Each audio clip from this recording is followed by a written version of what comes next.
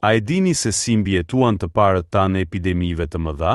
Në kohët e vështira, herbalistët shqiptar u kthyen në heronj të heshtur duke zbuluar thesaret shëruese të natyrës son të pasur.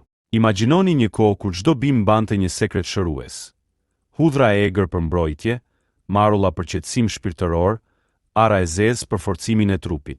Këta mjek popullor krijuan një farmaci të tërë nga malet tona, duke përdorur urtësinë e trashëguar brez pas brezi. Por çfarë e bën këtë traditë kaq të veçantë? Është kombinimi i njohurive të thella botanike me ritualet e lashta të komunitetit. Çdo recetë përmbante jo vetëm bimët, por edhe urtësinë e gjeneratave. Sot, ndërsa kërkojmë zgjidhje natyrore për shëndetin ton, këto njohuri të çmuara meritojnë vëmendjen ton, jo si zëvendësimi i mjekësisë moderne, por si plotësuesi i saj, duke na kujtuar lidhjen ton të thellë me natyrën.